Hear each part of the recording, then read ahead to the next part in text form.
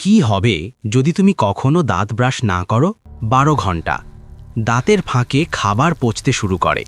অন্ধকারে ব্যাকটেরিয়া দ্রুত ছড়িয়ে পড়ে। 2 দিন, দাঁতের ওপর আঠালো প্ল্যাক জমে। নিঃশ্বাস দুর্গন্ধময় হয়ে যায়। জিহ্বা ভারী লাগে। 5 দিন, মাড়ি থেকে রক্ত পড়তে শুরু করে। ভেতরে ভেতরে ব্যথা ধীরে ধীরে ছড়ায়। 2 সপ্তাহ, প্ল্যাক শক্ত হয়ে ধারালো টার্টারে পরিণত হয়।